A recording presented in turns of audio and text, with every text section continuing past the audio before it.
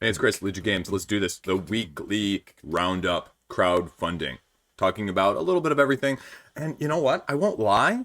It's relatively nice not to have to do like 15 to 20 games on this list. It really makes my life a little bit easier at the end of the week. You know, again, it's probably less interesting for you guys because there's not as much to talk about, especially the big name stuff. But you know what? I like doing it regardless. And, it's fun. So that's why I do it in the first place. A little bit of everything previous in the week. Won't bore you with that. You're here to watch this stuff. Let's do it. Look in the background. Other stuff coming out soon. There you go. Look, we're getting right into it. I'm not mincing things. I'm not going to bore you with random details. Call of Kilforth.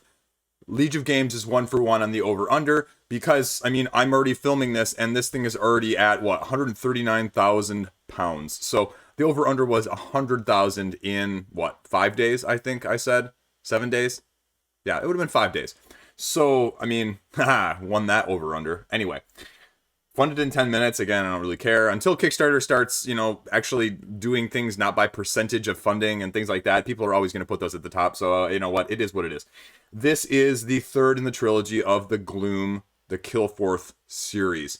And the question was going to be, and sort of still is, how much is this differing from Gloom or Shadows of Kilforth as the, I don't want to say final, because I'll let Tristan, say what's going to be final or not on Kilforth. But there are some things to note with this edition, essentially. And I believe if you look at the pledge levels, which I glanced at before, you can get everything. Like I said, you can get everything for Kilforth. That is a ton. Again, right? As I've said with other games, is any game really worth $500? But with the art, with the production, this is a little bit more of a premium game, premium product along the lines of IV games or Chip Theory games, where they're just putting out a higher quality. There are no stretch goals, and so what you see is what you get. And the base game of this one around is actually $69, which I think I said like 70-ish, 70, 80-ish. So that doesn't surprise me one bit. Doesn't surprise me one bit from that side of things. So if you were surprised, you may have missed the previous campaigns where it was around the same. Again, different classes. Now they're doing standees. I believe they're doing miniatures as well on this one. And they've changed it from Pimp My Kilforth to just making it traditionally calling it deluxe. And we'll get around to that down here at the bottom. Locations, the ancients, and I guess this is one of the differences, and I think that goes through specifically the differences down below, is that these ancients are, they're the big bads. They are different. They all act differently. They are all different in how they interact with you and everything else. So that is something new. And that might be, especially if you're looking at this as an entry point, the reason to get this one as opposed to one of the other ones. Again, the saga cards, encounter cards of what's happening as you're going through these areas. And again, I love the art. I love the thought behind this. I just don't know. So, I'm going to be reminding and seeing it because there's no point in necessarily needing to back it now versus waiting. Okay, skill cards, knight cards, and again, I think the knight is slightly different as well, but we'll get down to that. The plot cards, again, a little bit of resources that are wooden, and again, because that's where the price point is. So okay, here are the miniatures that I was mentioning. Miniatures sold separately. Again, you don't need them. Okay, great. And here we go. They talk about it. Okay, Saga, compatible with the other ones. You can, get a complete game on your own just with this one, so you don't need any of the others. Talks about it here. And so, you have 4 HP, and these are all the different actions that you can be doing, including going places, getting loot, getting the encounter cards, getting the keyword cards for your character, but for actions, but for things that you're going to need to complete quests. And so it tells about, okay, what do you need to know? Again, the nice thing, although I probably would have chosen a different color, this red is anything that's new, essentially. Anything that's you're maybe not going to have if you have the other stuff previously. And again, here you go. Now, again, I think yep, here we go. Pimp becomes deluxe, essentially. That's all. And the only thing I'm wondering about, though, and I look at this, is fine. If you want deluxe, okay, deluxe is about the price, I would say. But 54 cards for 22 pounds for like a little add-on for ventures, that seems like a lot for me. Even when you call it a deluxe game, that's a lot. It's, almost 50% of the base game for just 54 cards. And I don't know how much you need that if it's adding more encounter and reward cards. So And then they just go down here and talk about Shadows, and then slightly different from Shadows with the new content there as well. So they're adding a little bit there. And again, 36 cards, only 36 cards for £22. That's a lot of money. That is like $1.50 per card, which is pretty expensive for an expansion. Because again, expansions shouldn't be that expensive in my mind, especially when the base game is a little over twice as much of that. Again, all of that stuff, the miniatures, you can buy them all separately. Again, going through what it actually is. Solo friendly, no stretch goals, they give you rules. I mean, there's enough information about the two other games out there that you're not going to have any questions of what it actually looks like. Now, this is a little bit of the breakdown of the new stuff. Ocean Encounter deck, resource tokens for you to use instead. Now, this is interesting because this game is heavily dice-based originally, and I'm not sure how that makes me feel if you're offering a dice game, but also dice-free options. Like, I don't know how you do that. I don't know if that's going to work as well. Like, is it going to be too swingy on one side or the other? Is it going to be too easy on the diceless if the other person has to deal with dice? Well, that's just where my mind goes. Now, again, I'm a big fan of dice, but some people aren't, and some people were turned off by that, I think. So, again, enough videos talking about the other stuff, avatars, and that's about it. I mean, if you're interested, especially on the solo side, I know people really think of these games highly on the solo side. And I think from a multiplayer standpoint, it sort of let people down because it was sort of one of those games where more people, much more time, much more downtime. If you're doing this, I don't know. It just didn't click as well. It sounded like originally as one of those 3 or 4 player games, but really one of those optimized 1 or 2 player games where you're really going to get the most bang for your buck and enjoyment. But that's just my interpretation through lenses of other people's. So don't take that without, a grain of salt either. But it's probably, I would argue, with those additions and with some of those options, the best point to get in on. I would say you're probably better off getting this one maybe than the other two. Just because I would hope also that, like with the zombie sides and things like that, where you're getting some of the kinks ironed out with the later editions as well. So yeah, I mean, I can see why people love it, and I can see why people really like it, and I've got it saved, and I will probably watch some of the new stuff to see if I like it anymore, because, again, my tastes have changed. I actually own the copy of the original. I backed the first one on the very first Kickstarter, and I just never could get it played. It never really struck my fancy at that point, but that was probably, 4 years ago? So I have clearly changed since then, and my tastes have changed, and my ability to get stuff to the table has changed. So that's why I've got it saved more than anything else, but that's Call of Kilforth. Now we have Interceptor. This is a miniature-based game. Space fighter combat, essentially. This is your ramped-up X-Wing, essentially. So, again, you get a little bit of what the game actually is, a little bit of game overview, and the painted miniatures that you're going to be getting in terms of the different fighter designs. And they say 10 different ones within each empire or commonwealth that you're pitting against each other. So, I mean, grid-based combat, though. Hex map. It's got $14,000 raised. Custom dice if they hit 15, which they probably will at this point. Again, I have no clue how this plays. And the biggest question with something like this is, why would I get this over something that's as well established as X-Wing or Armada? Although, granted, Armada is kind of, DOA right now. That's a whole nother conversation piece. But I say that as someone who bought a very large Armada collection. Speaking of things I haven't gotten to play yet, from a guy locally. Great deal. Haven't got to play it yet. So I would look there. But I know people are always on the lookout for something new and bold. So there's Interceptor 2, the reboot. Ironclads. Kind of the same thing, only it's steampunk. Ship-to-ship tactical game. Again, I don't have a clue, and it talks about what it is. Oh, never mind. This is interesting because all of the components are digital. You have to print your own. They just give you the files and the rules, I guess. That's interesting. I was not aware of that because this is my first time actually looking at the page. So the rules section's right there, and you can see a little bit of what it does and what you get. And again, I guess it's priced well, but you're going to have to print all of them. So pass on that one. I'm buying things because I don't have time to do that. So again, another ship-to-ship tactical game if you want. Ironclads, thought I'd talk about it, but there you go. Now this one's also interesting. Shikoku 1889. I've seen a little bit of commenting here and there, like on Reddit and Board Game Geek, that people are saying that this is, I mean, self-titled there, entry point into the 18xx. Better than something like, what was it, like Anno? There was an 1800 game. I don't know, something along those lines. But clearly people are looking at it from that side of things. It's got $100,000 raised, which is not shabby at all, with double the backers of Kilforth as well. So the price point must be somewhat respectable. I mean, that's the question with a lot of these 18xx's. They end up being more expensive than I would have thought. So yeah, $50. I would have guessed 80 or 90 on this one if you had asked me. So again, 1889 has been considered a best introduction, short playtime, simplicity to teach, and this is a re-release of that in a slightly different way, apparently.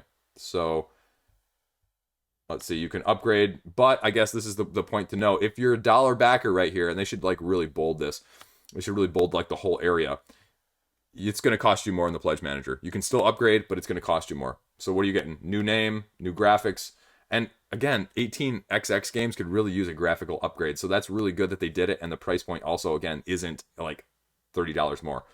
Again, 3 to 4 hours to play, 18xx games, investor, operating, purchasing railroad shares, building their company across the map, trading stocks. I have no interest in it. I'm not good at that. That's not where my mind goes. I tried Mini Express, the miniature version of it, and I actually just ended up trading it away. So if you have a little bit of interest in this, I'd say you check it out, because something like this, I mean, it doesn't get the money if it doesn't put up what it's promising. If it doesn't have the pedigree, people wouldn't back it, because I say this very reluctantly and somewhat sparingly, is I don't know a whole lot about the Train 18xx scene, but I also know that they don't fund a lot of stuff, and so if it's getting funding, I'd assume that there's a relatively good thought and pedigree behind it. And if this is really a classic that people have been putting out, and they've, again, just like I said with Call of Kilforth, if it's revisiting and re-enabling and not skinning, but ironing out those sort of wrinkles again, I'd say it's probably a pretty safe one. And again, if they can make it more of an entry point, it's probably pretty good. Again, you know, I don't think these things go great at retail, so I don't see them on wide distribution. And inevitably with these ones, when I have seen them go on the secondary market, they're more than $50. They are. You know, like I said, I was expecting an $80 to $90 price point when I clicked on this. So I got a bunch of stretch goals here that you're going to get. Again, how much of they are truly stretch, I have no idea. But whatever. Like I said, these 18xx games do not get wide distribution, wide recognition from that side of things. So there you go. Another one. I know there's 3, 4, 5 a year that get funded and people like them. So if this is your interest, check it out. Next up, we actually have Ancient Blood, the Order of Vampire Hunters. I highlighted this one, and this is impressive. I had no idea what this was going to get funding-wise. I have no idea necessarily what the interest level was on this, and especially with being on GameFound, just with the lack of visibility that they've had recently, 315,000 is really impressive. And I think there were some concerns about the availability of the original game. This is sort of the prequel-ish, I think.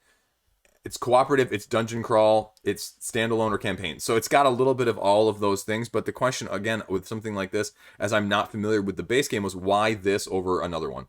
So again, it's a lot of money. It's $180. I think the stretch goal, the lowest pledge is like 135 if we go to that. Yeah, 180, 135. And that just gets you what?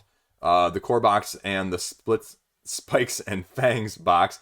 Is that the stretch goals? No, that's an expansion. Oh, no, that's the stretch goal box. So then what does 180 get you? 180 gets you the unholy cloister. Words I didn't think I'd be saying out of my mouth right today. The unholy cloister.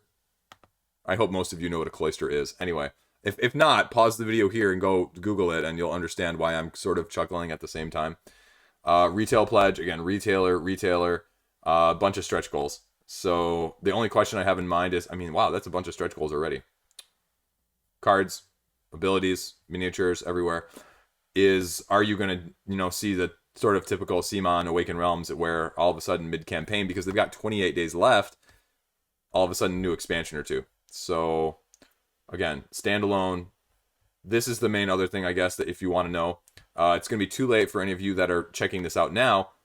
Free little mini expansion with these 3 guys. So you can get it in the Pledge Manager though for like an additional like $10 or $12 or something, I think I saw. And multiple choice structure story. control over how the story evolves, and different choices are going to lead you different ways. Again, how much? No idea, but that's sort of what this game is offering. And again, as a sort of 2.0 version, I mean, these miniatures are okay. The grotesque doesn't do much for me personally, but there's a little bit of everything. Again, stretch goals, we'll skip past those really quickly. Gameplay, here we go. This reminds me, just looking at this, is sort of almost a little bit like Harakiri, where you've got sort of this macro view, and you're traveling across this map, and you can kind of see that you're going to be getting cards, getting battles, win, lose, and sort of doing those threats and facing off, potentially micro level, where the miniatures and the bosses and the enemies are going to come in. But you're going to be doing things like selling and eating and resting and buying and building, and a little bit of everything there. And it's a series of choices, though, which is kind of interesting because I'm not really sure how that would make me feel. And again, the interesting part here is you have powers, but you have to combine 2 cards, interlocking symbols, and you have to use vampire blood. But if you get too much vampire blood, then you can turn into a vampire, which I'm assuming is bad because it's the Order of the Vampire Hunters. Again, creating weapons. Again, how, nuanced is that? How nitpicky is that? I mean, I like the combination system there on that cards. That's kind of cool about how you're going to be comboing and putting those together. Combat, again, what's combat looking like? Attack, target, dice roll, deal damage based on, who gets more hits or misses. So, but it is, like I said, it's dice-based combat, so you need to be aware of it like that.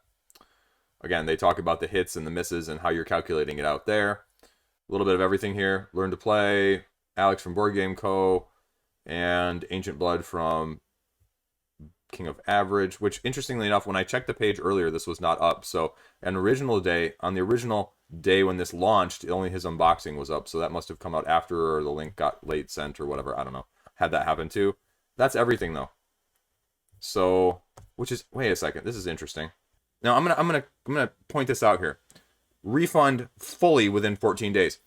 Even the Awakened Realms campaign, most recently, Lords of Ragnarok, did not offer a full 14-day post-campaign refund, which is very interesting that they're doing this, but you don't even have the company who basically owns GameFound offering that. Because I I accidentally pledged for Lords of Ragnarok and it didn't cancel my pledge. And so I'm debating about canceling it, but I got told even 24 hours after it pledged that I would be losing the 9%. Which, again, not a huge deal. I screwed up. I understand that. It's my fault. But it's weird that some of these do and some of these don't. So, again, kind of just interesting to see on the consumer side of things and the production side of things. But anyway, again, I'd say check it out. I mean, a couple of these videos seem to be very more positive than I was expecting. Stronger, better, faster. And then this one says better than you think. So again, I don't know how clickbaity it is, but if you're interested, it's probably going to give you the best overview in terms of how it differs from the previous one, because I think some of it, again, is ironing those wrinkles out. That's the phrase I'm going to use this video, I guess. Nothing else comes to mind when I'm talking off the top of my head. So it just looks like a better version of whatever they put out previously. And whether or not it's for you, again, vampires just don't always do it for me. And I have enough dark games that I just don't need another one. And again, because I just don't get enough dungeon crawls played, and I can't get Cthulhu Death May Die played, and that's one of my favorites. So, that's a tough sell for me.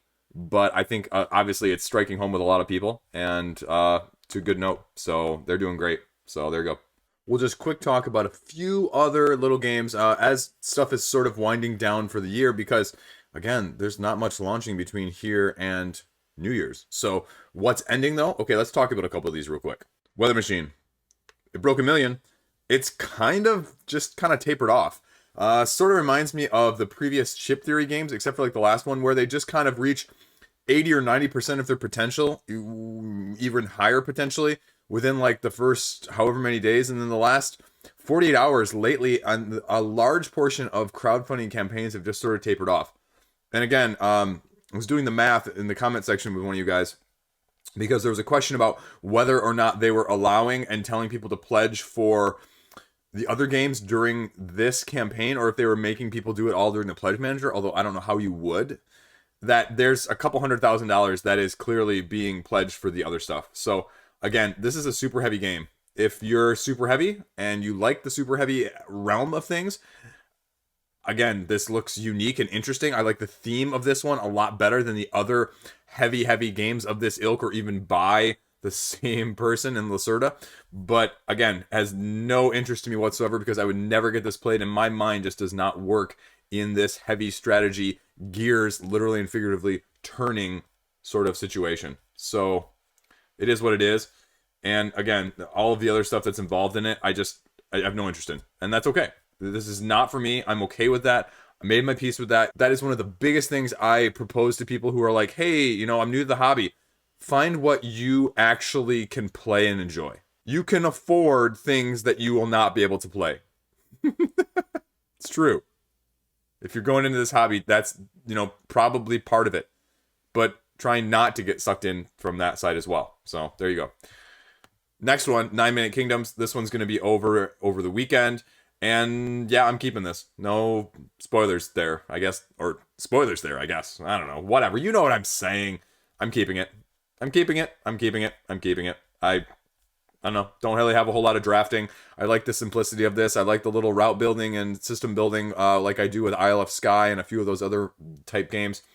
I got rid of King Domino previously. This is a portable card version that plays quicker. I'll take it. $11 plus shipping. Boom. And then there's Borderlands. Borderlands. It's going to break probably close to near $2 million. And I'm really disappointed that there is no other gameplay video. That they haven't put anything else out apart from the Learn to Play video. Which is never going to capture the gameplay, which scares me in a game like this. Because I really want to love it. I really want to love this cooperative, scenario-based situation. But with all of the other stuff that's coming up in 2022... I can spend $200 elsewhere. So I will be actually canceling this pledge literally probably after I film this video. So there you go. This could be a great game. The jury is out. I could see it going either way on this one. There's going to be tons of exclusive content with all the little miniatures and all of the, is it a good value? Sure, it's a good value. But is it a good game? And the first answer is yes. The second one is a big, I don't know. And are you willing to gamble on that? And I'm not, because again, I'm not in this to keep up with the Joneses and keep up with what other content creators are going to put out when they get their free copy. I'm in this because I want to actually play a game. So I can't do it. Can't spend $200 on this right now. So there you go. That's it. That's pretty much all that's ending shortly. Except for, let's go back to this a second. Steven Rhodes' games. And when I went over to Board Game Geek, they don't have it on Board Game Geek, so they don't even mention it on their little ending thing. So that's kind of irritating. Like, there should be a way to have it on there, because then you're just kind of cherry picking your own content. And I mean, there's better ways. But it is what it is, because clearly people like it and they like keeping track of it all in one place. So I understand it, at least from that side of things. But there you go. Gosh, it really is nice to have a little bit of a shorter week. Gives me a little bit of time to ramble at the end. Not that I'm going to do a whole lot of rambling. I don't really have a whole lot of rambling to do. Have you ever dislocated a toe? I have. How's your week going, right? Painful. Ever put a dislocated toe back in? Also painful. Just not speaking from experience, but I'm totally speaking from experience. I don't recommend it. Not at all. Not at all. Nope. Other than that, I don't have a whole lot. I mean, again, I've been sort of collecting campaigns for 2022. I have, again, many more campaigns launching in the first couple weeks of January than I have the rest of this month. Or then maybe totally this month that I know of. So the upcoming video for tomorrow that you're going to be seeing for like next week's stuff, again, is going to be relatively short as well. And it gives me more time to ramble. Maybe I'll throw a few surprises in there, a few thoughts on the year-end stuff. I have a special year-in review videos that I'm going to do. I've got a couple ideas about how to do those. And I guess as a side note, like, people are putting out their best of 2021 reviews. It's always weird. Like, I know some of these big channels, they've played like probably 100 games. So like for them, I mean, they're well past it. Me, I'm still playing a couple things. Like, I'm going to try and get in Moonrakers and Dune Imperium and a couple other games in before the end of the year still. So I'm like trying to like get that around and get that shuffled so I can like compare and contrast and talk about that and do this and that. And they're like, I got 6 plays of 100 games, and so I don't need to, they can put it out whenever. I'm probably gonna get that video out like, mid-January or end of January. So, it is what it is. I'm okay with that. Keeping up with the Joneses is, well, keeping up with the Joneses, and I'm just not good at that. I've made my peace with that too, but I don't know. That's about it. Got nothing else. I'm working all weekend. 8 days in a row. Yes. Okay. That's all I got. Have a great weekend. Have a better weekend than me. I'm missing my kid's last basketball game. I'm a little disappointed about that, but whatever. It is what it is. So, do what you do. Have fun. Play a game this weekend. Play something you haven't played. Go out on a little limb. Stay classy. See you around. Soon.